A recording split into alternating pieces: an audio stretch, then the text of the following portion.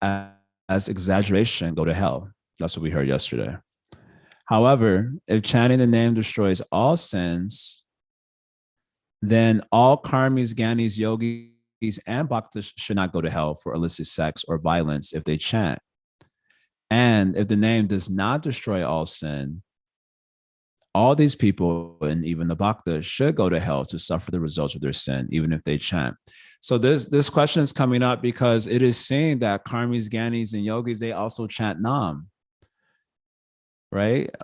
Even this Ajamila, as we mentioned yesterday, and it's going to come up here in the commentary, he was a smarta brahmana. He wasn't a bhakta. He was a smarta brahmana, but in the course of doing his smarta activities, the name of the Lord is also chanted, because in so many of the ritualistic formulas, the name is also there.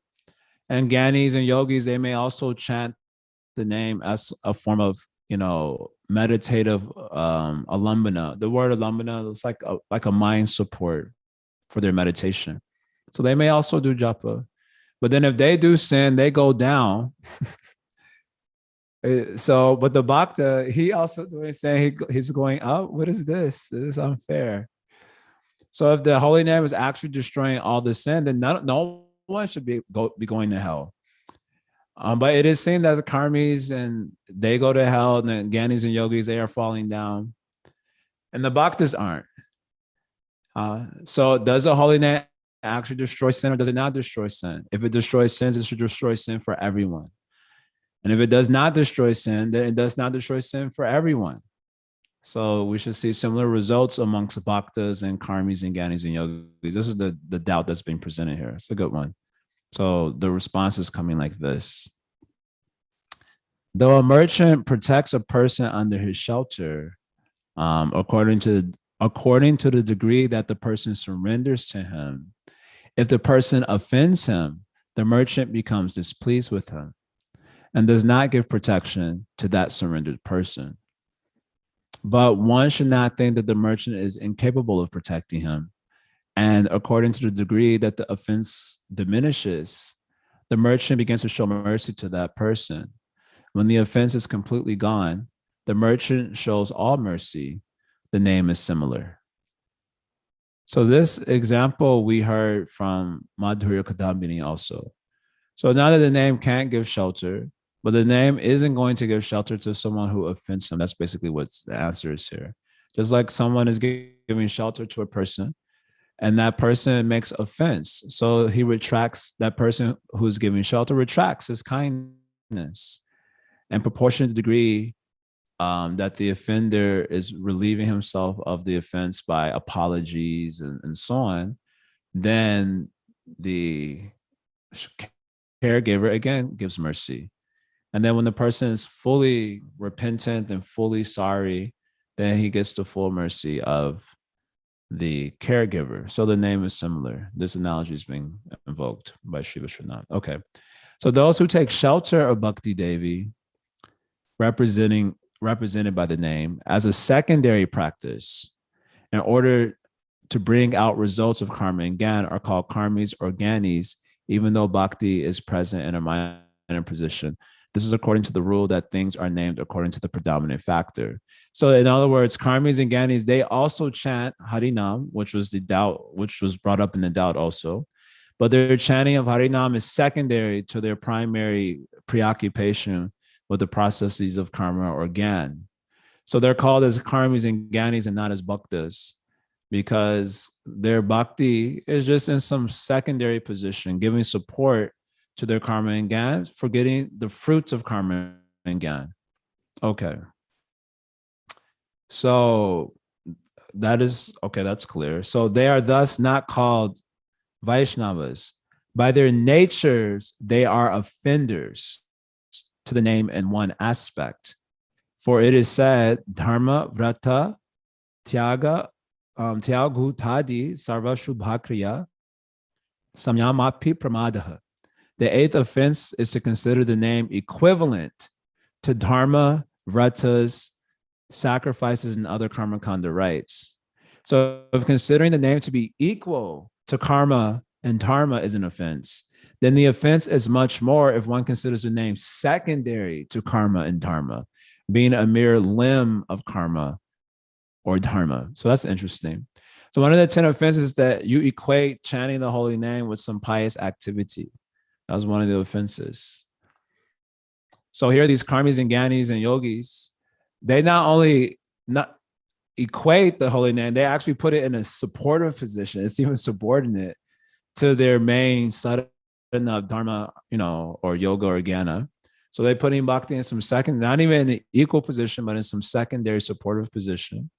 So therefore, Sri Vishnu's drawing the conclusion is that by their very nature, they are offenders, right? By their very nature, they are offenders. So as he has already told in his merchant example, if you are an offender, then the name retracts kindness to the degree that you are an offender.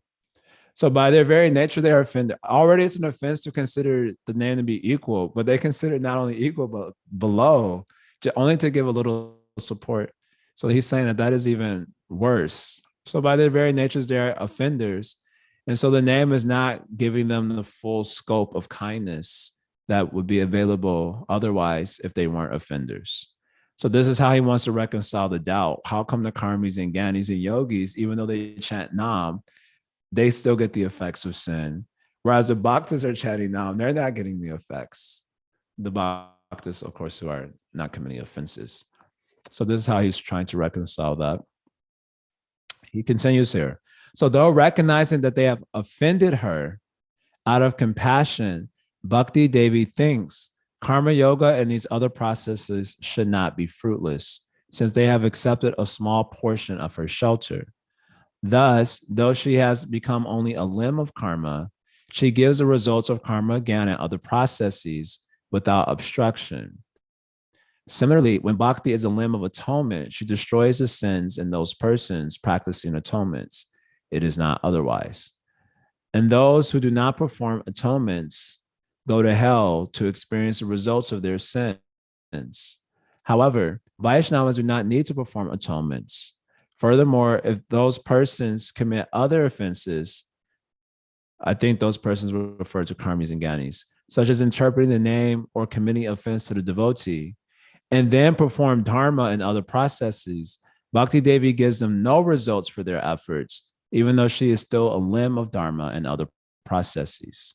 Okay, so the point he's making here is that Bhakti Devi, is consciousness, it's awareness is there.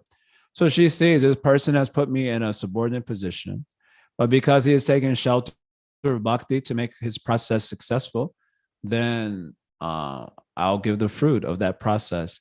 This is basically following a general Gaudiya conviction that in order for any of the systems that are articulated in the Shastra to be successful, there has to be some touch of bhakti there. Otherwise, it will produce no fruit whatsoever.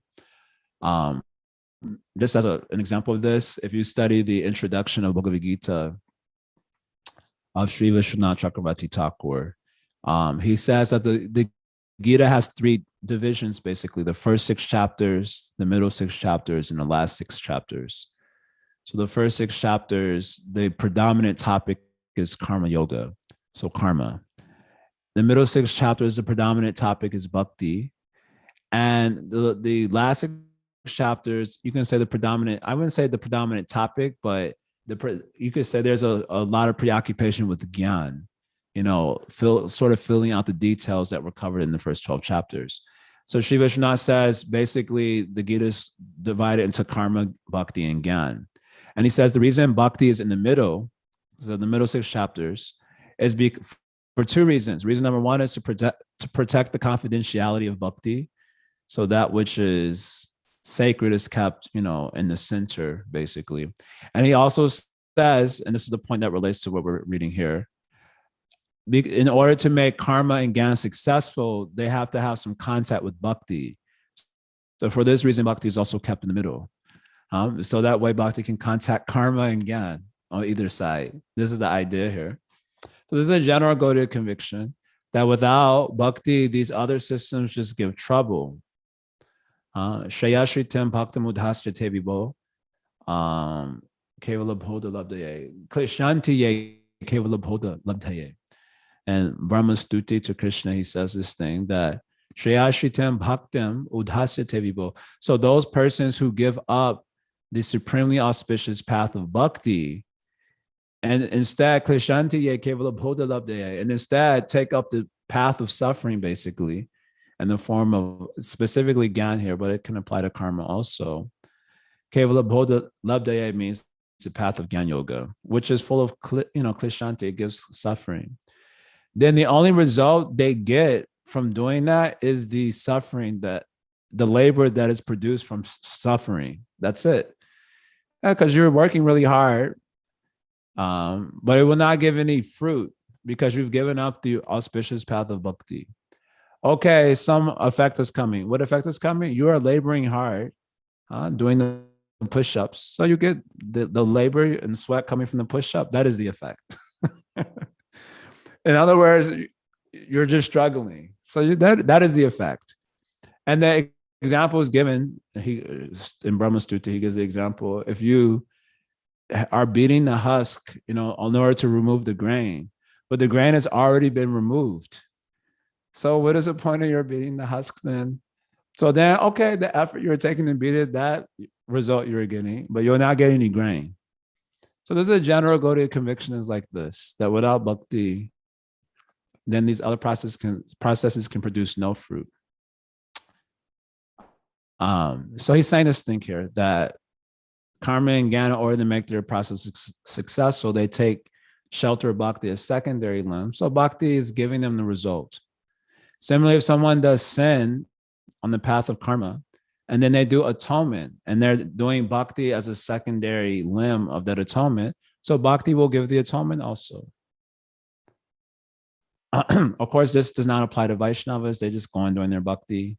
So he throws that sentence in there.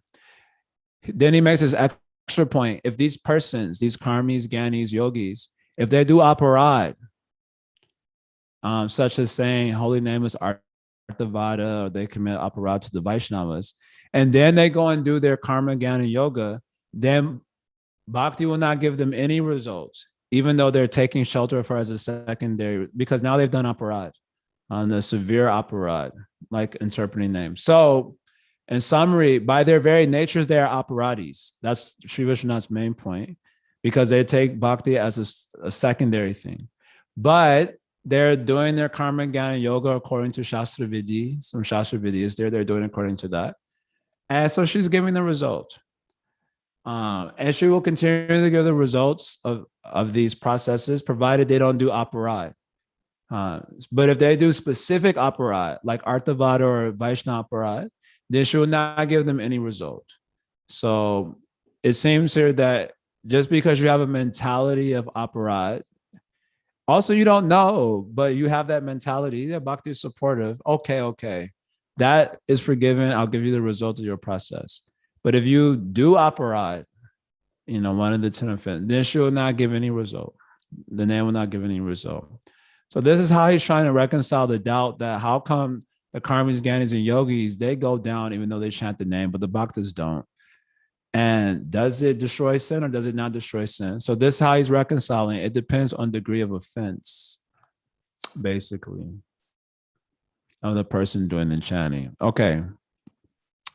Read on a little bit more here until he finishes his thought here. He quotes a verse here from the Padma Purana.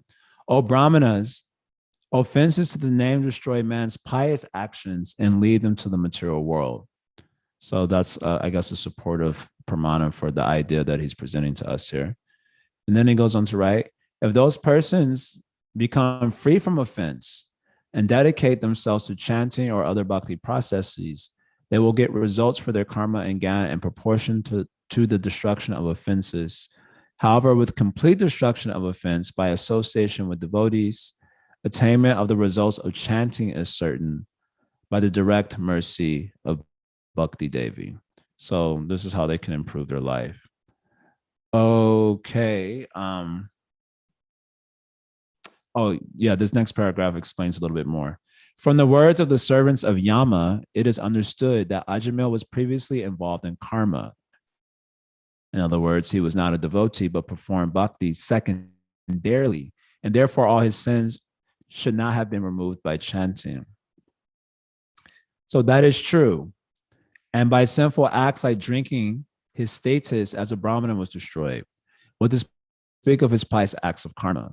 It will be explained, quote, Ajamil was a Brahmana who, because of bad association, had given up all Brahminical culture and religious principles. Becoming most fallen, he stole, drank, and performed other abominable acts. He even kept a prostitute, end quote. When his pious karmas were destroyed, his secondary bhakti was also destroyed. Then pure bhakti appeared when he called out the name of his son Narayana. So Sri Vishwanath is giving us a little understanding of the sequence. In the beginning, he was the smarta brahmana, so he was following karma, and he made that time also been chanting, but that chanting was a secondary limb to karma. So he was by nature an offender, but he did not commit any specific aparat necessarily. So he gets the result of his pious activities. Then he did sinful life without doing atonement. So if you do sinful life without doing atonement, then you have to suffer the effects of the sin. Um, so he did sinful life without doing atonement. But then when he did sinful life, because he did sinful life and it was prolonged, he destroyed his Brahminical status. So in other words, he was no longer a smarta Brahmana. He was just a fallen soul, just a fallen person. His Brahminical status was destroyed. And along with his Brahminical status, the secondary bhakti also finished because he's not even doing karma anymore, proper dharma. That has been destroyed. So the secondary bhakti is destroyed. And that whole mentality that comes with being involved in karma, all of that is destroyed by sinful life. Now he was just a fallen soul. Now from the position of fallen soul, he chanted Harinam. So that Harinam had no offense in it because he was not thinking, oh, this is supportive of karma, nothing. He was just fallen person chanting the name of his son. So that chanting had no offense. So he got the effect of chanting Harinam without offense in the form of, destruction of sin, bija and avidya, as we've been hearing. So it seems being fallen is a little advantageous. Yay. That's why Mahaprabhu is also called Patita Pavana, the deliverer of the fallen.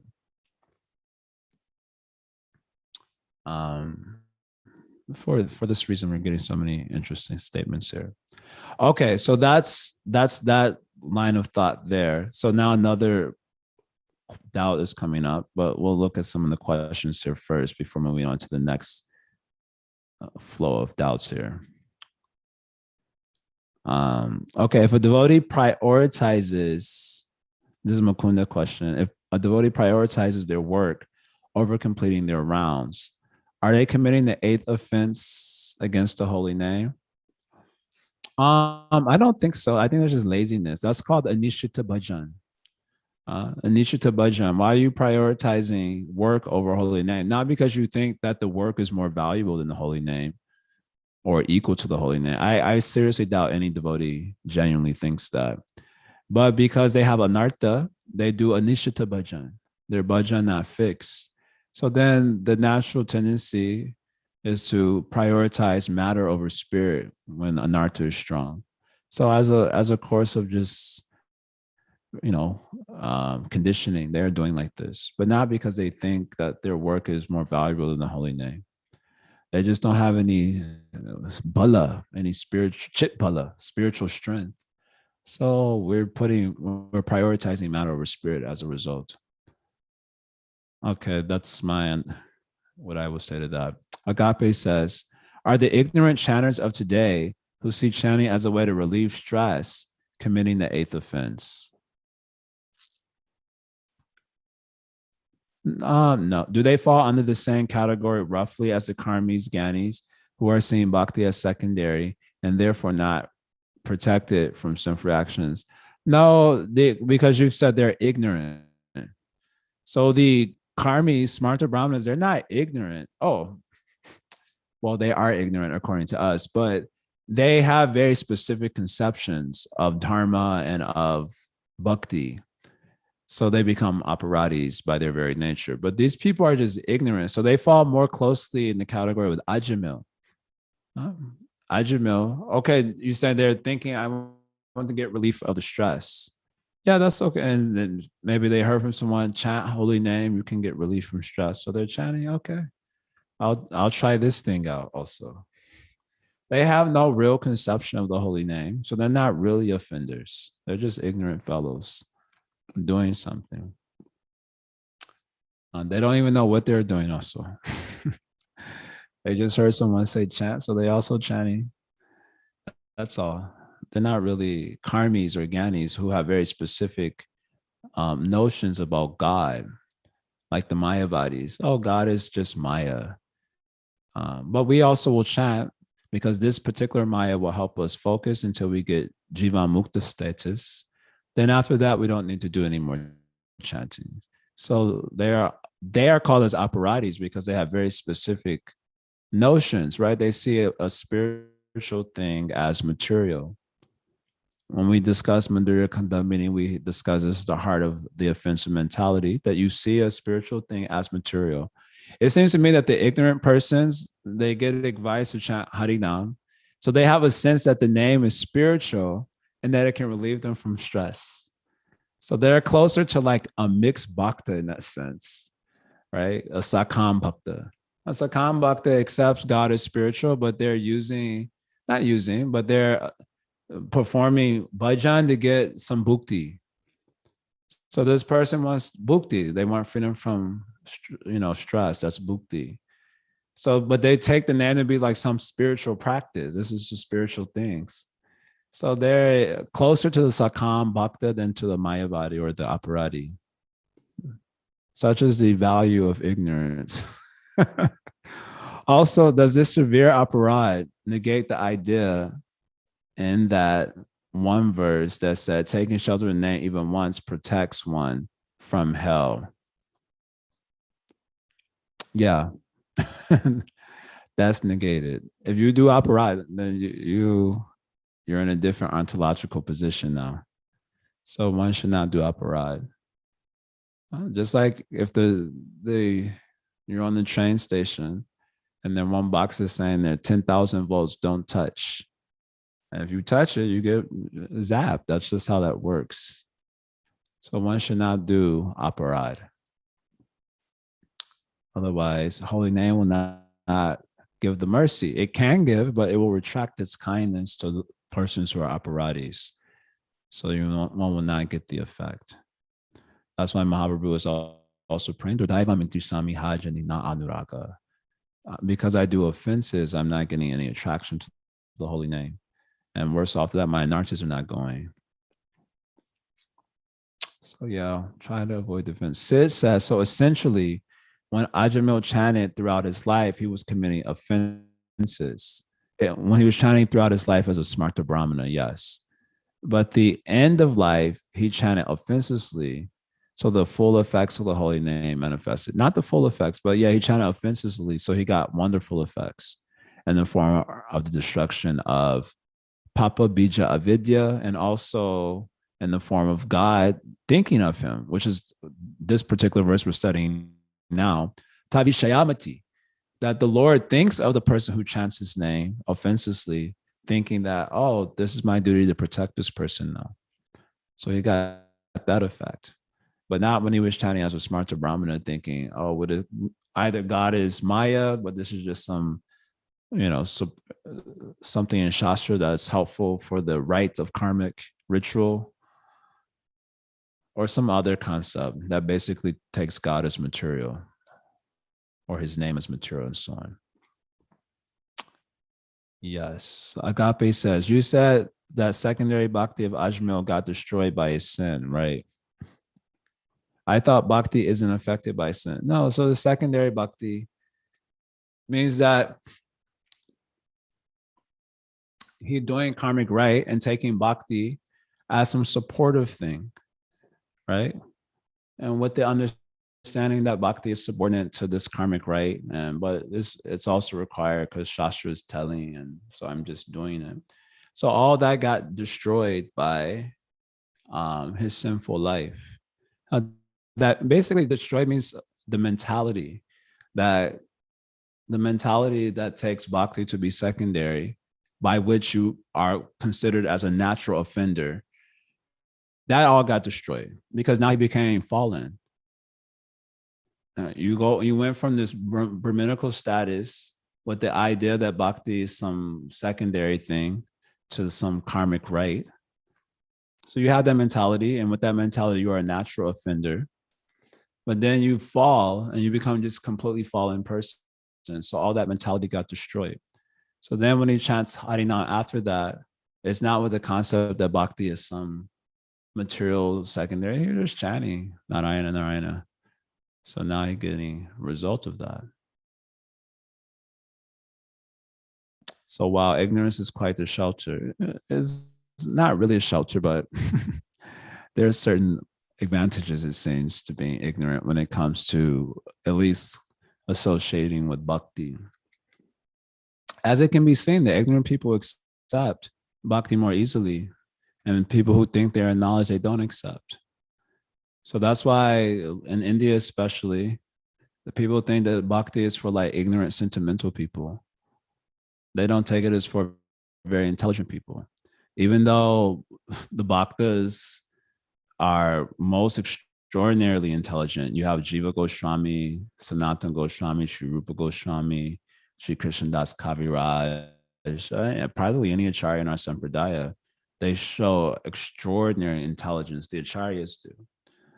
But still, people have this notion that bhakti is for the less intelligent people who can't do the serious work of Gyan and yoga or even karma. People think like that. So, yeah. And that's why, because bhakti is also a shelter for ignorant people. That is why I think like that. So if you can't just do Gyan, yoga, and even karma really without some material qualification. All right, there's a material qualification required to do these processes. So they're looking for, well, bhakti is so independent that you don't need any material qualifications to take shelter of her or to be sheltered in her, so to speak. So because of that, even ignorant people can take shelter and gain extraordinary benefits. So the people who are having material qualification in terms of karma Gyan yoga, they are envious and they say, oh, that bhakti is for less intelligent people. Because they can't do the hard work. In other words, they are proud of their material qualification. Because to do karma Gyan yoga, again, you require material qualification. So anyone get material qualification, they get proud of that. It's very difficult not to be proud of material qualification. And then they don't do bhakti because they're made mad by their pride. That's what Queen Kunti is also saying, right? Jamai Shraya Shutashri Edamana Madapuma Na Eva Ariti Abidatum by Toma Kinchana Gocharam. So the people whose pride expands, madness expands by Jama Ashraya Shutashri. So Jama means aristocratic birth, Shri means wealth, Shruta, so knowledge, and beauty, Shri. So these people, their madness expands. Edamana Madapuma means their pride expands. So they don't take shelter of God. Only those who are Kinchana Gochara without the material possessions or having only the Lord as their possession, their dearmost, then they take shelter. So that is the disadvantage of material qualification. So you'll see this all the time in Srimad Bhagavatam, especially. What is ordinarily high thing in the material world makes you almost severely handicapped when it comes to the genuine spiritual life. And although severely handicapped in terms of the material position, you may become very much qualified, spiritually speaking, insofar as you're very receptive to mercy on account of your lack of material qualification in so many ways. So it's a very strange, that's why I said yesterday, it's very strange how the spiritual life moves. It moves in a very unorthodox way. So it's very hard to tell who's making progress or not because it doesn't move in linear fashion. It moves in a very strange way. So ignorance is definitely not a shelter. Ignorance is the cause of our suffering.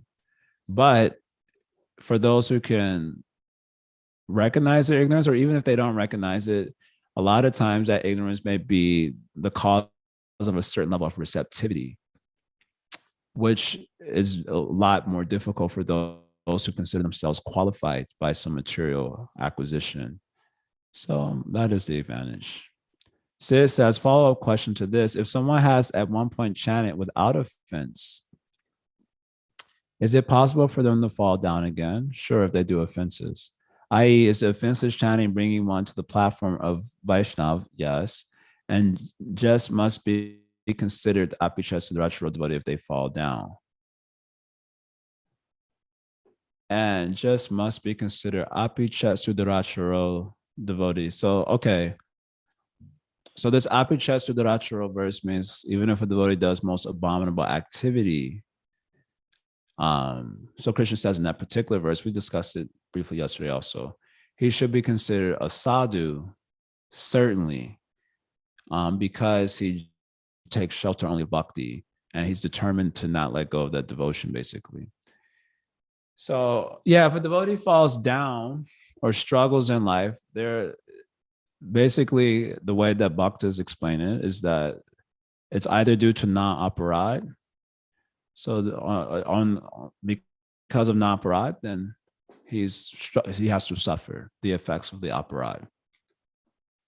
In certain cases, a person can be offenseless but still appear to suffer in this world. The example we heard yesterday also was like the Pandavas and so many bhaktas in the Shastras, they suffer even though they do offenseless devotion. So that we have to understand is God, Krishna, doing something in that devotee's life. For example, Bharat Maharaj taking birth as a deer, because God wanted to augment his bhav and bring it to the level of prema and higher. So in certain cases, it's God doing his work, God's work, so to speak. It sounds kind of Christian-y, but God's work, he's doing something. Otherwise, the devotees in their humility, they will think like that. This my karma, or more precisely, this is my offense. I've done aparad, so now I have to suffer. Even if the devotee has done offenseless chanting, so he has to continue to do offenseless chanting until he experiences prema bhakti. Because if one is not experiencing prema, then the devotee understands, I must have done some offense. And Madhurya Kadamini, Sri Vishnu brings up the point when he's discussing anarthas that come from aparad, that some people may think, well, I have not done any aparad. When I examine my life carefully, I see I have not done any aparad. And he says one should not say that, because if you've not done any aparad, you should be experiencing the transformed heart in the form of sadhya bhakti, bhava, and prema. He quotes the famous verse, Tadashma Saram Hidayapatedam, Nagrehyamanai Harinamadhyay, Navikraye Tarta Yatavi Karo, Netrejanam Rusho Raheshu Harsha. So the person who chants Harinam, but his heart isn't changed. And a changed heart for the commentators is Bhav Bhakti, so it's kind of high standard. Then we should understand that that heart is still framed or made of stone on account of offenses. That's how the commentaries go on that. So the effects of offenses are long-standing. So we also, when we study Madhurya Kandamini, we also discuss this. In the verse, Nashtra Prayesha Badreshu Nityam Bhagavata Sevaya. Our WhatsApp group is called Nityam Bhagavata Sevaya, right? That daily we should do Bhagavat Seva, serving the devotees and serving Srimad Bhagavatam by hearing it. Nityam Bhagavata Sevaya. So if you do that Nityam Bhagavata Sevaya, the Nashtra Prayesha Badreshu, then almost all the anarthas are completely destroyed. So almost all of them, not all of them. So why almost all and not all? So in the commentary we heard in Madhurya Kadamini also, is because the effects of aparad are long-standing. They're not so easy to just eradicate. It takes a little bit of time. Even existing all the way up to the stage of Bhav Bhakti, the effects of aparad. So if your question is, if you chant without offense, is it possible for them to fall down again? The only way you can fall down is if you do offense. So if you chant offensively, then, and you keep it up, you'll just make progress. There's no question of falling down.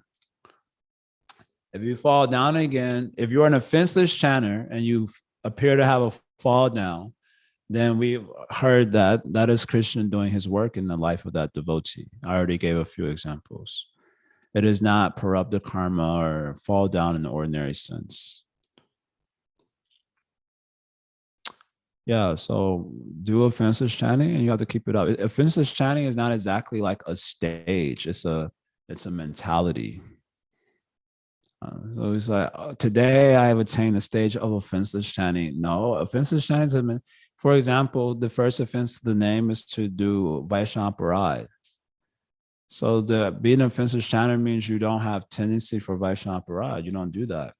So it's a way of existing and not just like a stage as such. So we have to always exist like that. Then you will make nice progress. And if we are actually offensive chanters, even then, sometimes we may appear to suffer, like the karmis or operatis. And that is Krishna doing his work. And how do I know that's Krishna doing his work in the life of that devotee, or in my life, I should say? Their resolve to do bhakti doesn't diminish because of the suffering. But when you are operati and then you suffer, then there'll be tendency to let go of bhakti. What is this? Why am I taking this trouble?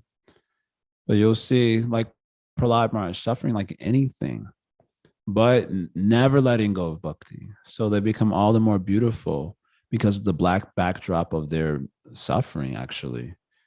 Their glory becomes even more pronounced.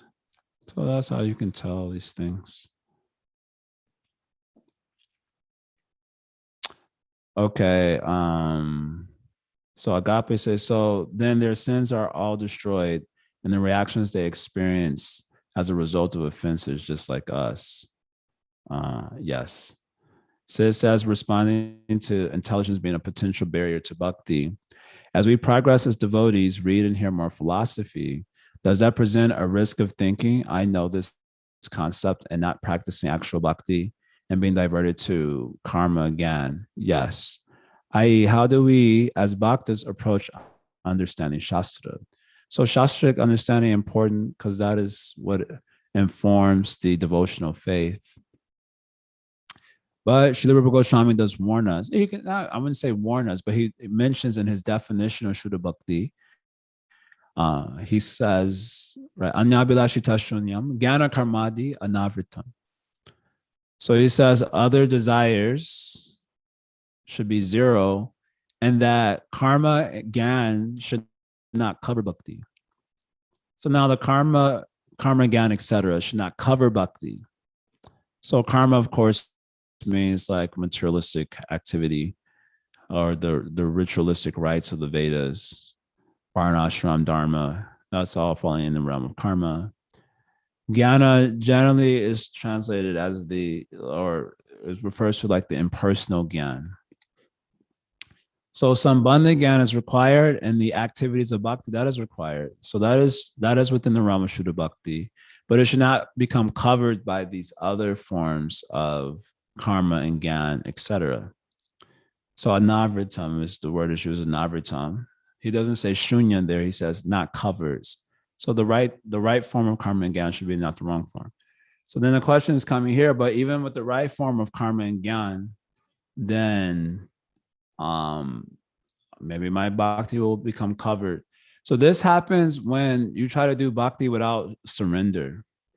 So before entering bhakti proper, there should be sharanagati. In fact, the word shraddha, as understood by Jiva Goswami, our acharyas, the word shraddha is itself characterized by surrender. And that shraddha characterized by surrender is considered distinct from bhakti proper, so to speak.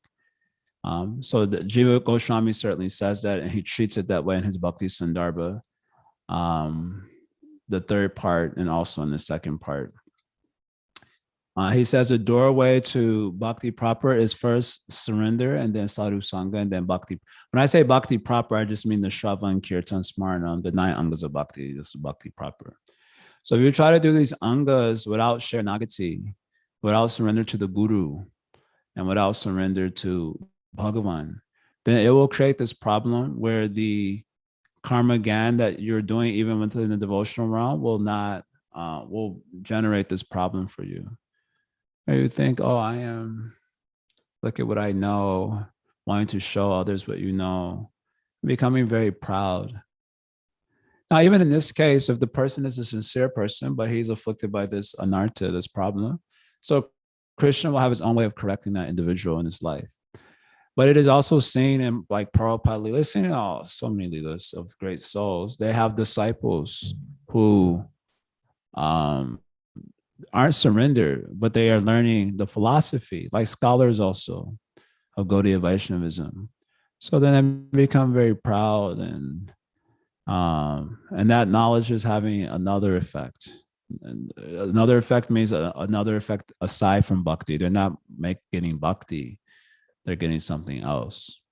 So your question: how do we, as bhaktas, approach understanding Shastra? There should be shared nagati. Then you hear. There should be shared nagati. Then you chant. There should be shared nagati. Then do smarna. There should be shared nagati, and then you do archan, seva, and so on. These angas of bhakti. But if we don't have the shared nagati part, the surrender part, then we won't be able to receive the grace of bhakti. So some other thing will be coming up, some bhukti mukti thing.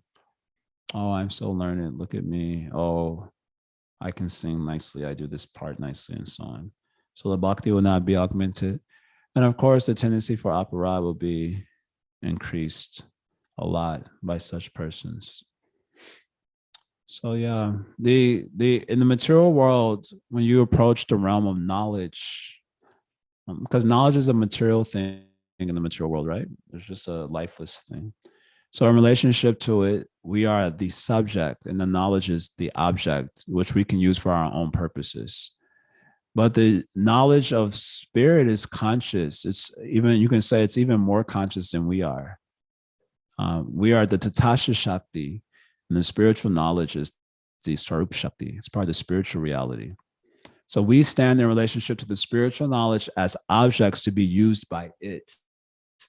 So when we approach it with the material mentality that I'm the subject and I'll use this knowledge in order to, benefit myself in so many ways. So that approach will lead to this problem. So spiritual knowledge is not meant to be used by us. It is meant to be surrendered to. And then we surrender to it and allow it to do its work in us. Then we can make some progress. So we should study what is Sharanagati. Srila Bhaktivinoda Thakur has written nice songs about Sharanagati. Jiva Goswami has talked about it in his Bhakti Sandarbha also. So we have to study that Sharanagati, study the Sharanagatas, those who are surrendered souls. And then we have to emulate that mentality and emulate those activities. Otherwise, we will do bhakti, it will give some other effect. That's not the desired one. So yeah, Sharanagati Shravana, Sharanagati, then Kirtan. If you do Kirtan without Sharanagati, you get these like American Kirtan movement. They also chant Kirtan, but they don't have Sharanagati. So they get another effect. They do Artavad or Artavada Kalpana. They just give some imagined meaning of the name. Krishna isn't really real. This is for this, that, and the other. They're getting some other effect because there's no Sharanagati there. So maybe their sense gratification tendency increases also. Anyway, so Sharanagati is very important. When we say Shraddha, in fact, we mean Shraddha is characterized by surrender. Not that I'll not surrender and then also get the effect. No, it doesn't work like that. Okay. Is there anything else here? This was interesting discussion. A lot of questions today. I have to go because I have to do a podcast in 20 minutes. But if there's any final thoughts, someone can ask it now. Okay, cool. I hope the subject matter is interesting for you. Certainly is for me. Om Tat Sat. Thanks a lot. I'll see you all tomorrow morning. Srimad Bhagavatam ki jai. Shri Nam Prabhu ki jai. Go Premanand.